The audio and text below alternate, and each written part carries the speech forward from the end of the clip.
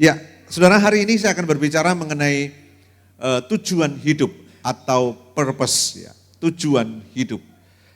Saudara, satu kali ada seorang wanita berusia kurang lebih 60 tahun dan dia punya penyakit jantung. Dan singkat cerita, oleh karena dia kambuh sakit jantungnya dan dibawa ke rumah sakit dan harus diopnam beberapa hari untuk perawatan jantungnya. Nah, ketika beberapa hari ada di kamar di rumah sakit itu, sedang perawatan jantung, dia dikunjungi malaikat, ya, dikunjungi malaikat. Dan terjadilah percakapan yang intens antara malaikat dengan ibu yang usia 60 tahun ini. Sampai satu kali percakapan itu berhenti dan bertanyalah si ibu ini kepada malaikat. Malaikat, apakah ini sudah saatnya aku pulang kembali ke rumah Bapa? Jantungku sudah semakin sakit ini. Lalu malaikat berkata begini, Ibu, usiamu masih 30 tahun lagi. Jadi kalau 60 ditambah 30 berarti 90 tahun. Jadi 90 tahun lah ibu ini akan mati. Saat itu usianya masih 60 tahun. Dan ketika dia bertanya kepada malaikat, apakah ini saatnya saya mati kembali ke rumah Tuhan? Lalu kemudian malaikat, usiamu masih 30 tahun. Nah, singkat cerita beberapa hari kemudian sakit jantungnya lebih membaik dan dokter berkata kepada ibu yang usia 60 tahun yang sakit jantung ini, ibu boleh pulang karena kondisinya sudah membaik dan boleh kembali ke rumah. Tapi ibu itu berkata begini sama dokter, Pak dokter, saya nggak mau pulang, saya mau tetap mau di rumah sakit ini. Aneh ya saudara ya. Kalau Anda sakit kan kepengen cepat-cepat pulang kan dari rumah sakit. Ibu ini nggak mau pulang. Lalu dokter ini mulai bingung, kenapa kok nggak mau pulang? Padahal sudah baik kondisi jantungnya. Lalu dokter ini bertanya, Ibu, kenapa Ibu nggak mau pulang? Lalu ibu ini menjawab, Pak, waktu saya sakit di sini beberapa hari yang lalu malaikat kunjungi saya. Usia saya katanya masih 30 tahun lagi.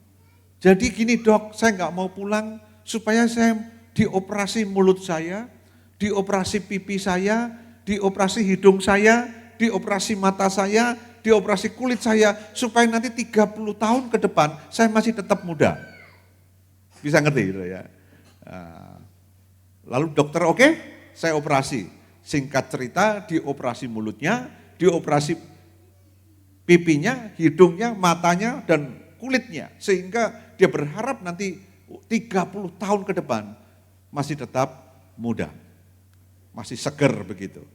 Lalu kemudian singkat cerita operasi selesai dan dia boleh pulang. Setelah operasi dia boleh pulang. Nah ketika dia pulang dari rumah sakit, gak tahu bagaimana dia nyebrang jalan, ditabrak ambulan saudara. Dan ibu itu mati. Nah, mati. Terus kemudian pada saat mati, di dunia sana, di dunia lain gitu ya. Kalau dunia lain kayak horor aja sudah ya. Di dunia sana dia ketemu malaikat yang pernah ngomong bahwa usianya masih 30 tahun lagi. Dia protes, malaikat, kenapa? Saya kok mati hari ini? Katanya masih 30 tahun lagi. Kemudian malaikat ini bingung. Dia mulai ingat-ingat apa yang pernah diomongkan. Dia mulai cek semua data-data itu. Ternyata saudara, malaikat itu pangling. Waktu dia ngomong belum operasi itu wajahnya. Ya, waktu setelah operasi dia pangling, dia ditabrak mati dia. Nah, pesannya apa saudara? Hidup itu jangan neko-neko, ya. Ngerti ya? Apalagi bikin malaikat pangling saudara. Nah, itu intinya. Ya. Katakan kepada sebelah saudara, ya jangan bikin malaikat pangling ya gitu ya. Ya sudah, semua apa yang Tuhan sudah berikan di dalam hidup Bapak Ibu, itu syukuri, katakan amin. Halo? Amin? Syukuri, gak usah neko-neko, rencana Tuhan itu sempurna. Amin? Jadi kalau sampai kita bikin neko-neko, apalagi bikin malaikat pangling, yang rugi kita sendiri saudara. Amin ya. Jadi itu cerita aja. Tapi saya mau sampaikan kepada teman-teman, hidup sekali itu jangan neko-neko. Ya, jangan macam-macam, jangan bikin hal-hal yang enggak benar. Ya, apalagi bikin malaikat sampai pangling, saudara. Itu yang bahaya sekali ya. Tuhan punya rencana yang besar dalam hidup kita. Amin. Nah, kita mau belajar tentang tujuan hidup. Saudara, hari ini pernahkah saudara itu memiliki pertanyaan seperti ini dalam hidup ini? Siapakah saya sebenarnya? Pernah enggak muncul pertanyaan itu dalam hidup ini? Siapakah saya sebenarnya? Apa potensi dalam hidup saya? Lalu kemudian, apa tujuan hidup saya? Mengapa saya dilahirkan? Pernah enggak muncul pertanyaan-pertanyaan seperti itu? Saya ulangi lagi, siapakah saya sebenarnya? Lalu kemudian, apa potensi dalam hidup saya? Apa tujuan hidup saya? Mengapa saya dilahirkan? Pernah ya? Nah, 4 pertanyaan ini saudara, itu berbicara tentang tujuan hidup sebenarnya. Jadi kalau Anda tidak pernah mengerti tujuan hidup Anda di dalam Tuhan, pertanyaan-pertanyaan ini akan muncul terus dalam hidup saudara. Yang setuju katakan amin saudara. Dan pertanyaan-pertanyaan ini membuat hidup Anda tidak maksimal. Padahal Tuhan punya tujuan hidup dalam hidup saudara. Nah, penting bagi setiap kita untuk mengerti, mempunyai pengertian, pemahaman yang jelas tentang tujuan hidup yang Tuhan berikan dalam hidup kita, supaya kita tidak meniru kehidupan orang lain. Amin. Saya ini nggak bisa meniru kehidupan Pak Ferry nggak bisa meniru kehidupan saya, betul nggak? Nggak bisa. Saya meniru kehidupan Pak Adi, nggak bisa. Pak Adi meniru kehidupan saya, nggak bisa. Memang Tuhan sudah desain sedemikian dengan rencana yang khusus kepada setiap kita. Nah, kalau kita tidak pernah mengerti tujuan hidup kita di dalam Tuhan, maka sepanjang hidup kita sampai kita mati, itu pertanyaan-pertanyaan tadi, 4 pertanyaan itu terus ada dalam hidup kita. Bayangkan setiap jarum jam berganti ke 24 jam berikutnya, kita masih memiliki pertanyaan-pertanyaan itu. Kapan kita bisa maksimal? Tidak pernah bisa. Ayo oke di sini? Ya. Nah, itulah hal yang kita harus mengerti dalam hidup kita setiap hari. Saya tahu tujuan hidup saya yang Tuhan taruh dalam diri saya. Dan tidak sama dengan tujuan hidup orang lain. Katakan amin saudara. Secara spesifik ada sesuatu yang Tuhan berikan dalam hidup saya. Dan itu sebenarnya saya tidak pernah membandingkan diri dengan orang lain. Saya cukup fokus kepada apa yang Tuhan taruh dalam hidup saya. Dan saya mulai membawa hidup saya semakin memahami, semakin mengerti apa yang Tuhan kerjakan. Sebab apa yang Tuhan kerjakan hari demi hari berhubungan dengan tujuan hidup kita. Amin. Ya.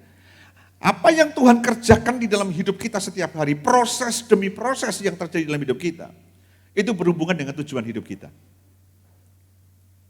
Ya, jadi nggak mungkin Tuhan mengizinkan sesuatu dalam hidup kita tanpa dihubungkan dengan sebuah tujuan yang Dia berikan di dalam hidup kita.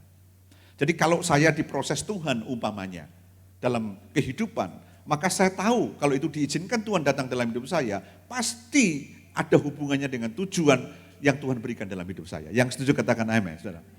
Amin. Jadi saudara lahir itu dengan tujuan. You are born with a purpose, katakan amin, saudara. Anda lahir dengan tujuan. Dan fakta hari ini yang ada dalam hidup saudara karena engkau memiliki tujuan. Apapun yang terjadi hari ini dalam hidup saudara, apapun yang Anda pikir bahwa tidak connect ya, kenapa ini terjadi Tuhan? Rasanya nggak ada connect hubungannya dengan hidup saya. It's okay kalau semua itu terjadi, sekalipun pikiran kita menolak. Tapi saya mau berkata fakta hari ini, semua kejadian yang ada dalam hidup kita selalu menunjukkan tentang tujuan yang kita miliki dalam hidup. Setuju Bapak Ibu? Ya. Nah, Tuhan mempunyai rencana atas kita. Dan bahkan yang menarik saya pelajari sepanjang saya jadi hamba Tuhan. Rencana Tuhan itu bahkan ditulis loh.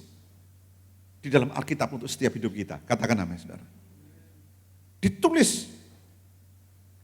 Bahkan pemazmur menyatakan begini, rencana hidupnya pemazmur itu sudah ada sebelum pemazmur ada, katakan amin saudara.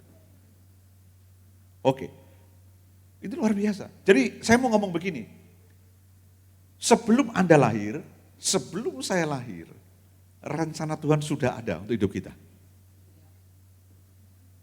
Setuju Bapak Ibu? Nah, Anda bisa bayangkan bahwa Tuhan itu punya sebuah pagar. Ketika dia memberikan rencananya atas kita, dia kasih pagar. Nah, pagarnya, nanti kita belajar bahwa selama kita ada di dalam pagar itu, pasti kita sampai ke tujuan. Katakan namanya, saudara. Pasti kita sampai ke tujuan. Dan orang yang belum menemukan rencana Tuhan dalam hidupnya, damai tidak akan pernah bisa memerintah dalam hidupnya. Jadi kalau orang belum tahu rencana Tuhan dalam hidupnya, pasti hidupnya orang Jawa bilang kemerungsung, betul enggak? Ya, tahu ya, kemerungsung ya. Mungkin Pak Vincent enggak tahu kemerungsung, gelisah Pak. Ya, do you know gelisah ya? Gelisah. Orang yang belum mengenal tujuan hidupnya, pasti hidupnya itu gelisah. Tidak ada damai yang memerintah di dalam hidupnya. Tidak ada damai. Gelisah. Setiap kali peristiwa datang terjadi gelisah. Setiap kali masalah datang gelisah. Tapi sebaliknya, orang yang tahu tujuan hidupnya di dalam Tuhan, mau datang masalah kayak apapun, mau datang persoalan kayak apapun, dia akan damai, dia tenang. Burung itu, ada satu lukisan yang bagus, yang dikatakan damai, tenang itu dilukiskan begini. Ada badai, ada gemericik air yang kencang, ada badai, ada banjir, burung itu bertengger di dahan dengan tenang sambil ngeliatin badainya. Katakan apa? Loh, itu badai didefinisikan seperti itu. Kenapa? Artinya tenang itu, damai bukan berarti nggak ada masalah. Setuju? Ya. Jadi kalau Bapak Ibu lihat saya hari ini, kelihatannya kan tenang, nggak ada masalah kan? Ya kan? Orang bahkan ngomong gini kepada saya, yang agak sedikit kurang ajar. Dia ngomong begini, Pak David itu kelihatannya nggak punya masalah ya, malah kurang ajar kan, saudara. Masalah saya banyak, gitu kan. Itu menghina namanya. Ya. Tidak ada orang di dunia yang nggak ada masalah, betul kan? Semua punya masalah. Kalau dia berkata Pak David itu nggak ada masalah, menghina menurut saya. Ya, menghina. Kok awet muda, tambah menghina lagi, saudara. Usia saya sudah tahun depan 60 tahun. Tahun depan 60 tahun saya, istri saya 55 sudah. Tahun depan 56. Ya kan? Sudah kepala 6 tahun depan saya, saudara. Sweet 17, dak. Ya. Ya. Sweet dak, ya, orang Jawa bilang ya. Jadi sudah 60 tahun. Saudara, saya punya pergumulan banyak, saya punya tantangan besar juga banyak. Jadi kalau orang berkata nggak ada persoalan, itu menghina namanya. Menghina. Tetapi saudaraku, damai dalam hati saya, yang memerintah dalam hidup saya, itu selalu ada. Dan itu tidak ditentukan oleh ada atau tidak adanya masalah. Katakan namanya, saudara. Halo? Tangkap ya? Teman-teman semua, santai aja, nggak usah tegang ya. Saya kalau dipelototin malah saya mau cepat pulang, saudara. Ya, santai aja.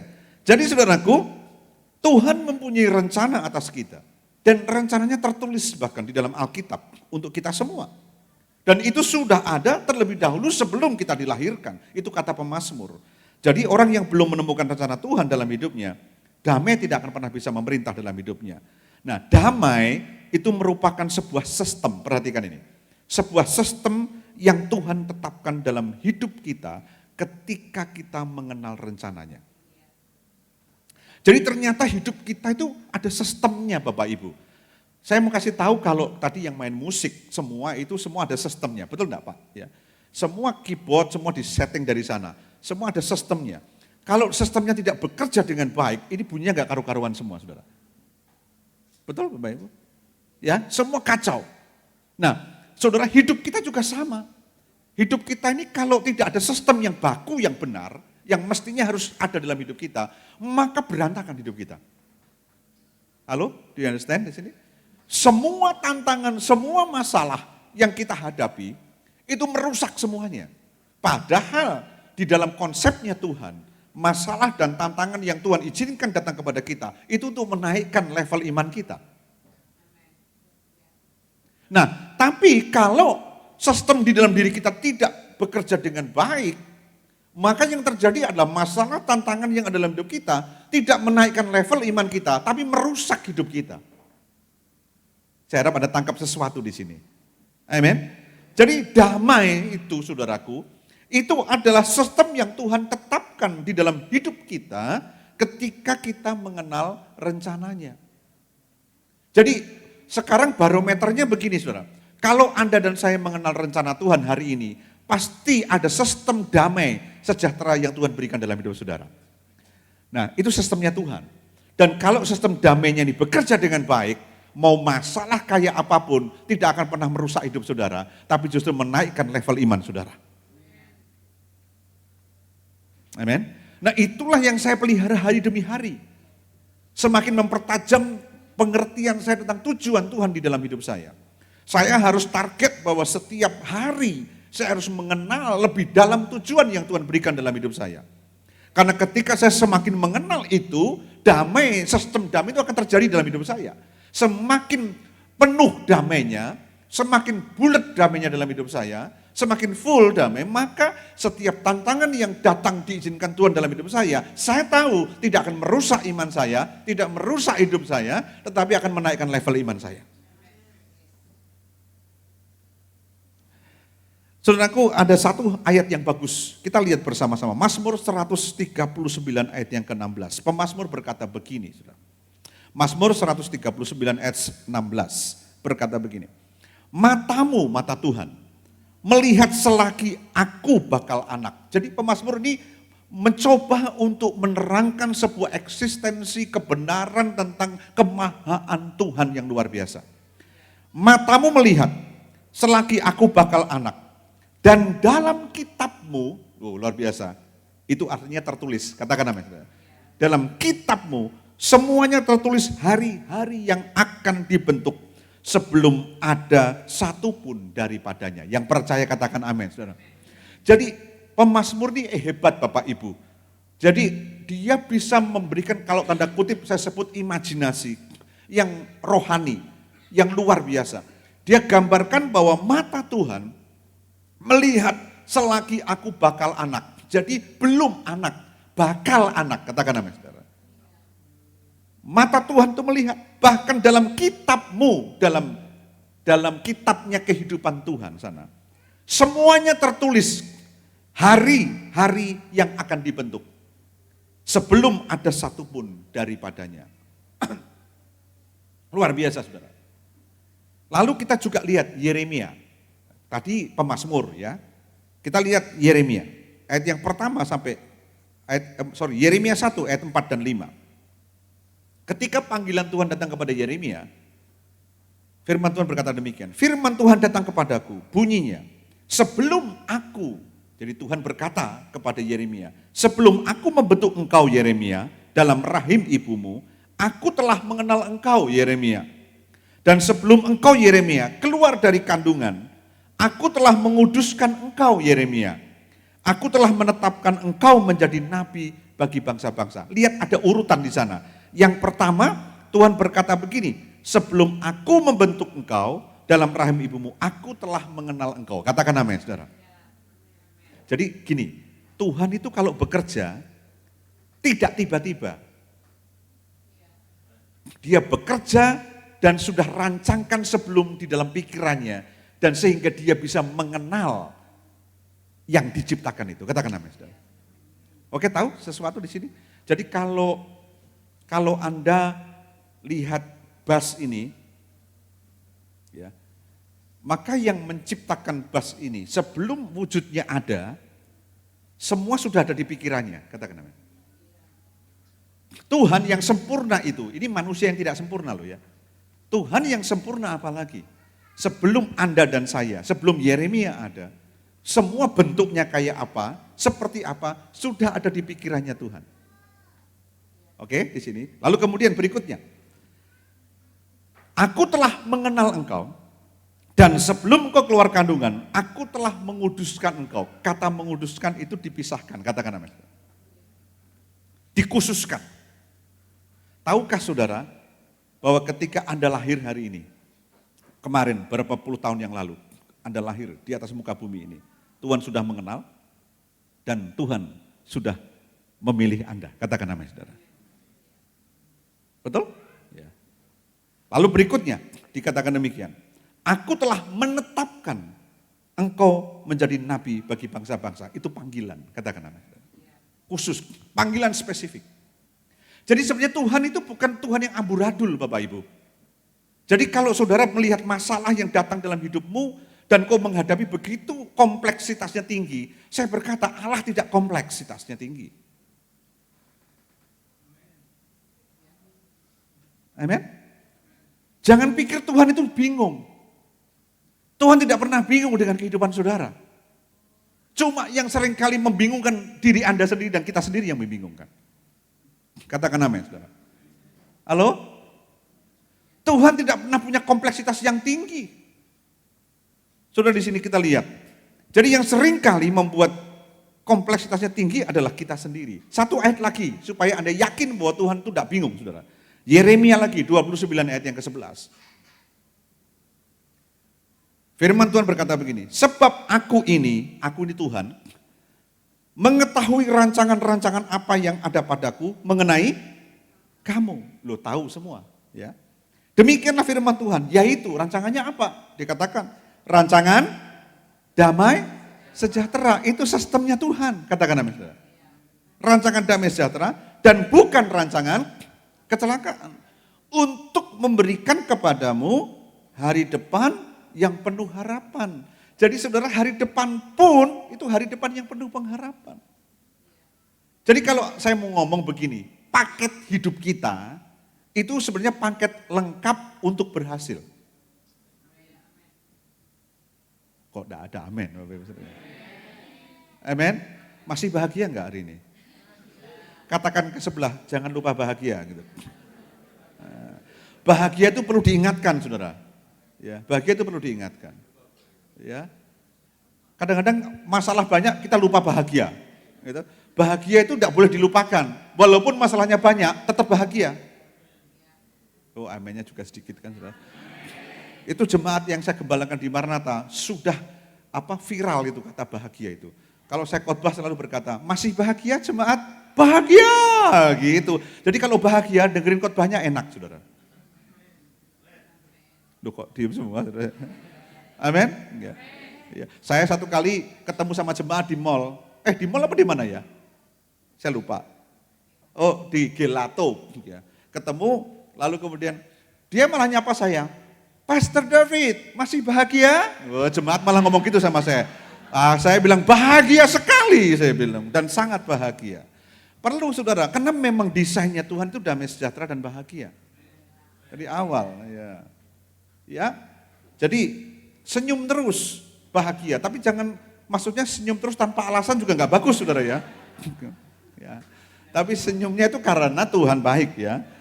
Jadi perhatikan Yeremia 29 ayat 11 bahwa Tuhan memberikan hari depan, rancangan damai sejahtera, bukan rancangan kecelakaan, untuk memberikan kepadamu hari depan yang penuh harapan. Saya kasih contoh begini. Pertanyaannya adalah bagaimana Pak? Saya bisa mengerti rancangan Tuhan di dalam hidup saya. Itu pertanyaannya. Saya kasih contoh begini Bapak Ibu, supaya lebih gampang. Paling gampang nih HP lah. Ya. Bagaimana saya bisa menggunakan, atau HP ini di tangan saya, bisa berfungsi maksimal. Bagaimana caranya? Pada waktu saya beli HP, Bapak Ibu beli HP, pasti ada manual booknya, betul enggak? Halo?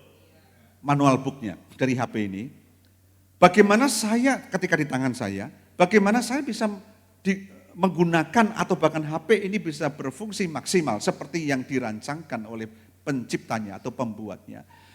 Karena saya tidak kenal pembuatnya secara kasat mata, saya harus belajar dari manual booknya. Betul kan?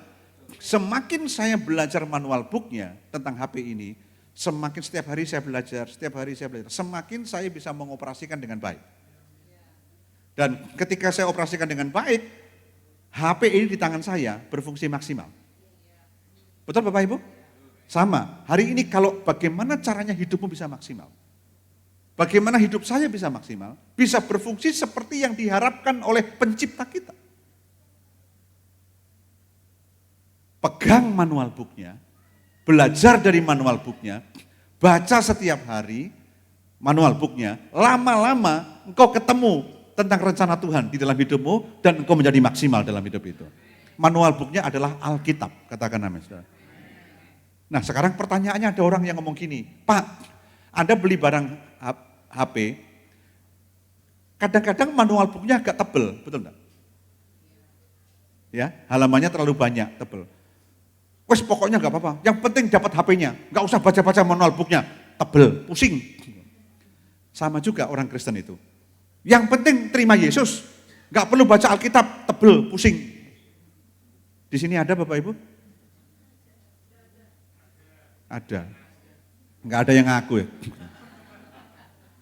Saudara, kalau Anda sia-siakan manual book-nya, dengarkan baik-baik. Anda taruh dan tidak pakai, Anda akan lambat sekali untuk mengenali bagaimana cara menggunakan HP dengan baik.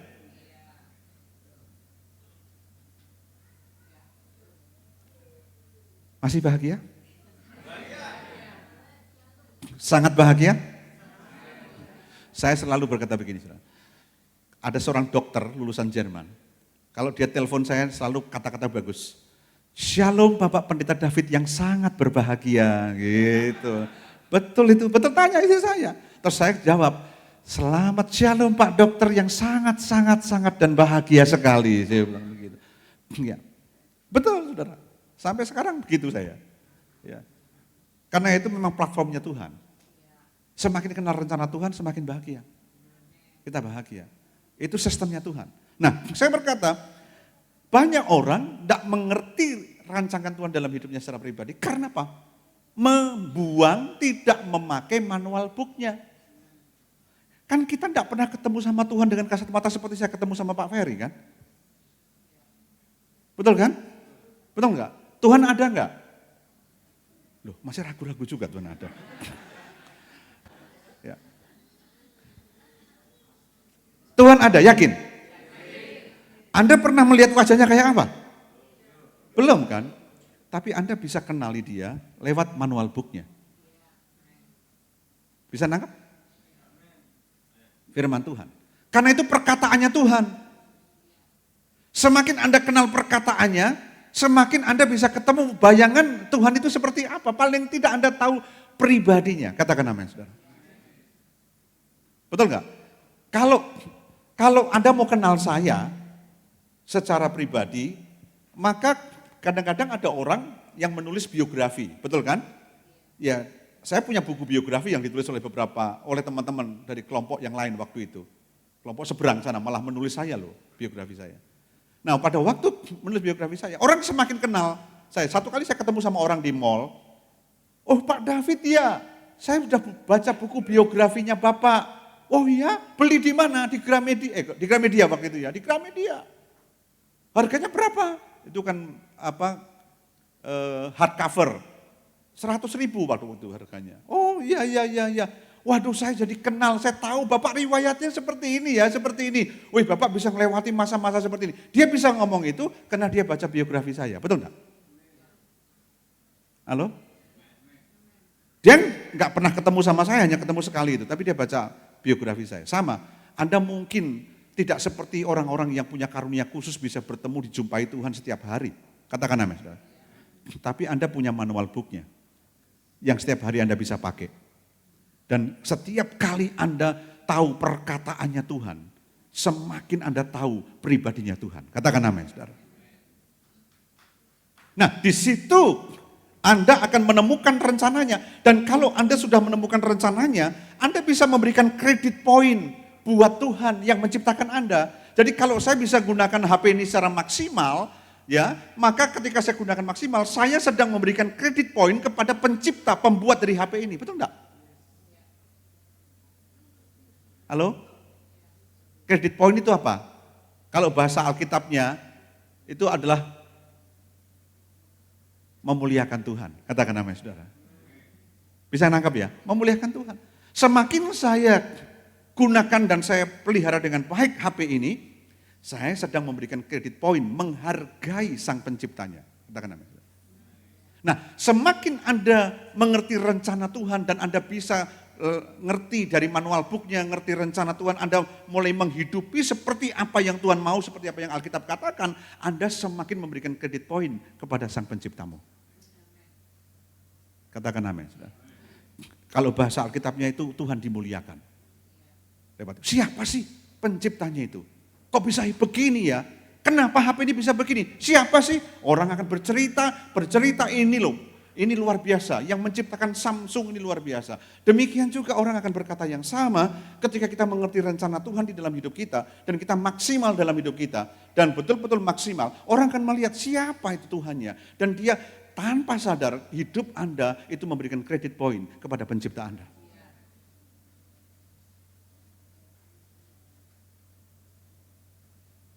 Semakin Anda ngerti tujuan Tuhan dalam hidupmu, kredit poin Anda berikan kepada Tuhan. Hebat ya, menghadapi badai seperti itu, sampai begitu tetap aja kualitas hidupnya luar biasa. Katakan namanya saudara. Nah itu memuliakan Tuhan namanya. Dihantam sana, dihantam kiri, persoalan tidak pernah berhenti. Banyak problem, tapi tetap kualitas hidupnya luar biasa. Nah itu Anda sedang memberikan kredit poin kepada pencipta saudara. Tangkap sesuatu di sini Bapak Ibu? Adakah kebahagiaan masih berfungsi di sini, saudara? Ya, masih. Ya, saudara dengarkan ini. Tuhan tidak pernah terkejut ketika kita bisa berbuat apa. Maksudnya begini, Tuhan tidak pernah terkejut ketika engkau menjadi luar biasa. Katakan namanya. Karena Tuhan sudah memperlengkapi kita dengan apa yang kita bisa buat untuk seperti itu. Jadi kalau ada orang menggunakan HP Samsung sampai kepada tingkat maksimal, penciptanya tidak akan terkejut. Tidak kaget. Karena sudah ada di pikirannya sang pencipta sebelum itu difungsikan dengan baik. Betul kan? Sudah tidak terkejut. Justru malah bahwa Tuhan akan terkejut ya, kalau atau pencipta Samsung itu akan terkejut kalau Samsung yang nggak bisa digunakan secara maksimal.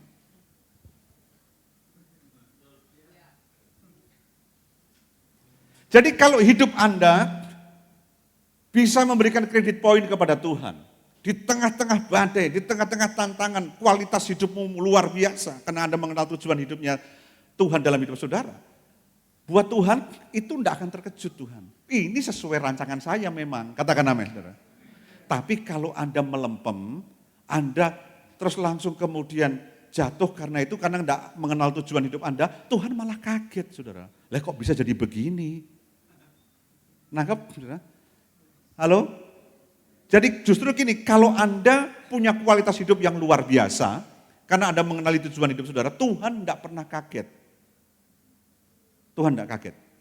Tapi dia akan kaget kalau semua rancangan yang sudah diberikan dalam hidupmu tidak sesuai dengan harapan.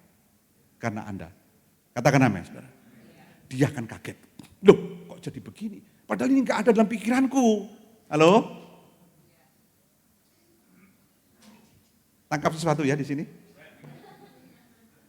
Jadi ingat, Tuhan tidak pernah terkejut kita bisa berbuat apa seperti sesuatu yang luar biasa. Karena Tuhan sudah memperlengkapi kita dengan apa yang kita bisa buat dan Ia lakukan sebelum kita dilahirkan. Katakan amin saudara. Itu sudah dalam platformnya Tuhan. Jadi saudaraku, manual book itu, Alkitab itu penting buat kita, harus dibaca.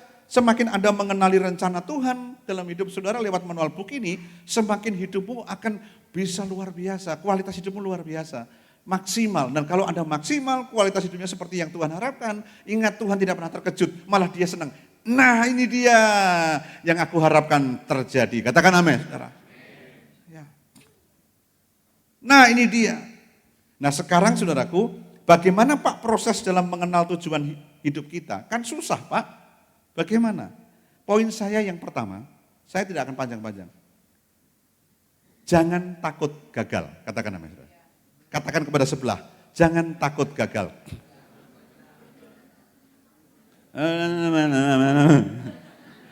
Disuruh ngomong jangan takut gagal malah bahasa roh saudara ya. Ya, jangan takut gagal gitu. Coba yang kencang. 1, 2, 3. Ya.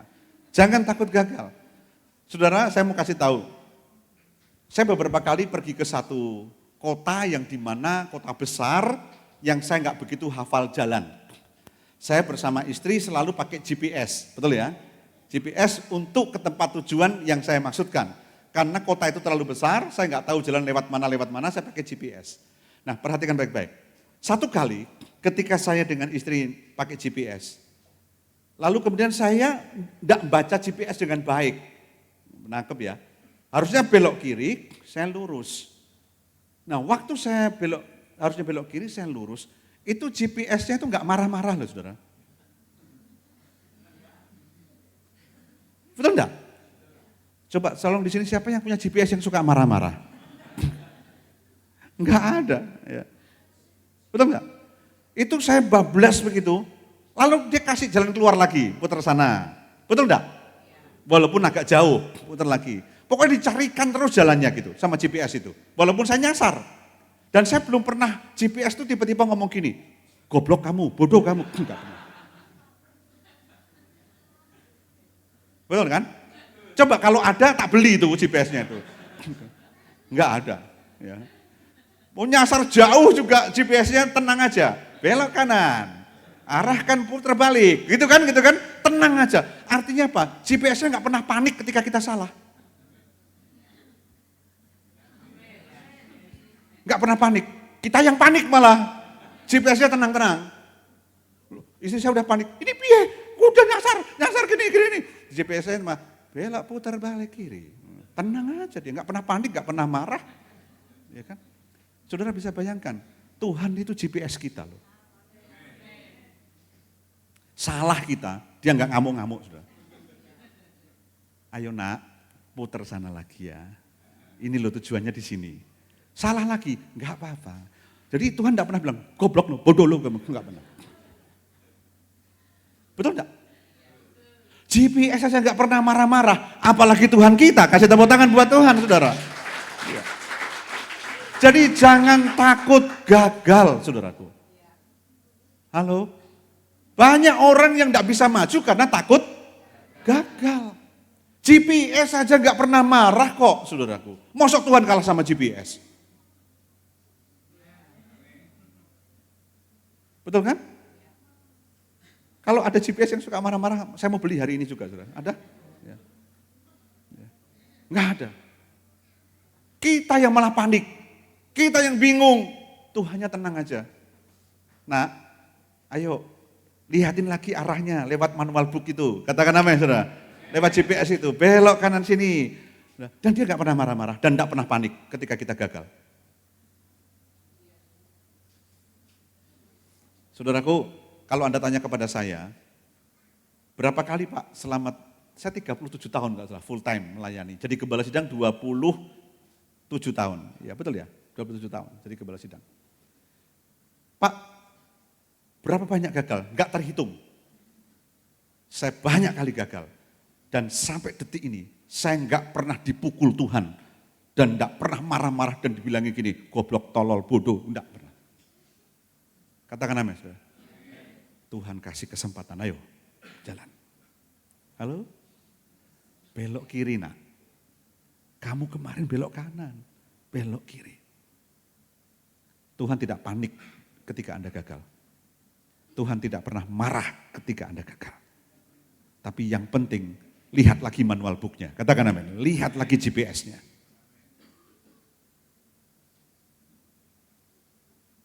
Wah itu luar biasa. Saya dapat impresi ini saudara, sangat dalam dari Tuhan. Tentang Tuhan. Saya semakin kenal dia karena saya semakin belajar setiap hari untuk mengenali rancangan yang Tuhan sudah berikan dalam hidup saya. Ya, dia nggak pernah marah kok, nggak pernah marah. Jangan takut gagal saudaraku. Jadi ingat-ingat ya, pokoknya GPS saja nggak marah, apalagi Tuhan. Betul kan? Nggak panik juga GPS. Anda bisa bayangkan kalau GPS-nya panik, malah kita kesasar nggak karu-karuan kemana-mana, gitu kan? Betul kan? Iya kan? Waktu kita panik, aduh, nyasar nih, terus GPS-nya, ya gimana ya? Gitu, gimana kira-kira sudah? Ya mbak, nggak ngerti, aku juga yang nyasar kok malah kamu tanya, gitu kan? Iya, halo kan? Betul nggak sudah? Bayangkan coba kalau Tuhan berkata Anda sedang gagal, salah jalan, terus Anda ketemu sama Tuhan ya enggak tahu. Aku juga bingung dengan hidupmu. Enggak. Halo Bapak Ibu Saudara sekalian. Dia enggak pernah panik dan enggak pernah marah. Jadi saudaraku, Tuhan tidak takut dengan kegagalan dan kesalahan kita. Dia tidak menuntut bahwa kita semua akan langsung berhasil. Yang terpenting adalah kita mengasihi dia dan mau melangkah maju. Gini saudara, kenapa saya ungkapkan ini? Saya terinspirasi dengan GPS. GPS tidak pernah takut kita gagal salah jalan. Tidak pernah marah. Yang penting GPS tetap dipelototin terus. Itu tanda kita mengasihi Tuhan. Tuhan pelototin terus, dipandang terus. Itu Alkitabnya bunyinya GPS-nya ngomong apa, dipelototin, kasihi dia, nanti ketemu jalannya. Amin. Nah, saudaraku, saya mau berkata kepada saudara, Anda punya talenta enggak? Di sini siapa yang merasa lahir tidak punya talenta apa-apa? Paling tidak talenta nangis lah. Sedih terus hidupnya, penuh persoalan, nangis terus.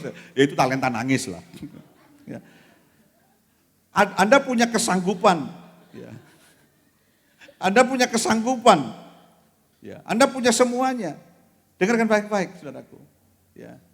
Ketika Anda punya talenta, ketika Anda punya kesanggupan yang Tuhan berikan dalam hidupmu, dan ketika itu berjumpa dengan orang-orang, sesuai dengan kebutuhan orang-orang, di situ ada tujuan Tuhan untuk hidup saudara. Jadi begini contohnya, saya punya talenta umpamanya ya, contoh, saya punya talenta bermain keyboard, saya bermain piano. Ketika ketika melihat saya bermain piano, orang itu diberkati Tuhan lewat hidup saya ketika saya bermain piano. Maka saya sudah ketemu dengan tujuan hidup saya, sebab tujuan hidup saya adalah berhubungan dengan orang-orang. Tangkap sesuatu di sini? Karena Tuhan ciptakan kita bukan untuk diri kita sendiri, tapi untuk bermanfaat bagi orang lain. Saudara, ketika saya menjadi pembicara, berkhotbah, dan orang-orang diberkati lewat firman yang saya sampaikan, buat saya menemukan tujuan hidup saya di sana. Karena itu berhubungan kebutuhan orang lain. Katakan amin, saudara. Dan orang yang diberkati. Loh itu hidup kita kan jadi ada artinya kan Bapak Ibu? Jadi nggak ada yang nggak punya talenta kan? Ada masak. Ya. Ketika ada masak, membuat orang lain bersuka cita, masakannya enak dan sukacita dan bahagia. Ketika talenta, kemampuanmu yang Tuhan berikan itu berjumpa dengan kebutuhan orang dan orang itu diberkati, itu Anda sedang menemukan tujuan hidup saudara. Apapun itu, katakan amin saudara. Kecuali Anda masak, kemudian berjumpa dengan banyak orang, habis makan masakan sudah sakit perut semua gitu. Nah itu enggak di situ, berarti Anda enggak di situ gitu loh. Katakan amin saudara ya. Anda enggak di situ. Ya. Bisa tangkap di sini ya.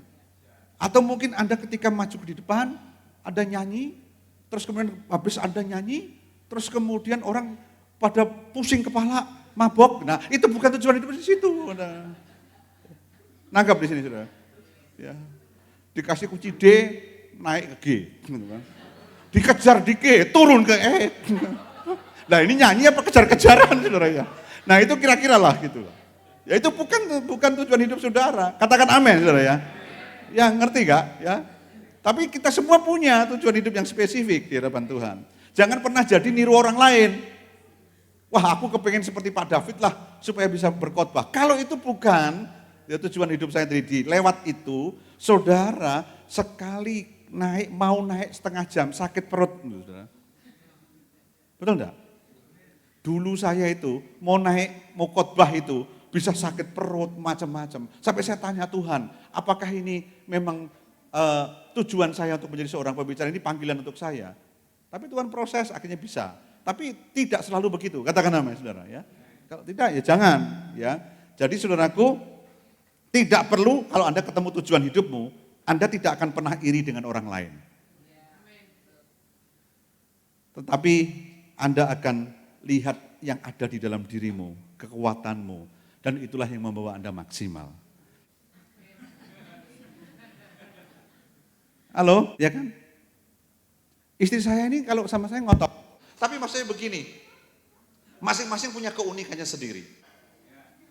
Semua ada pangsa pasarnya. Talenta hidupmu punya pangsa pasar sendiri. Jangan coba-coba rebut pangsa pasarnya orang lain. dan jadi seperti orang lain, stres, saudara. Betul kan?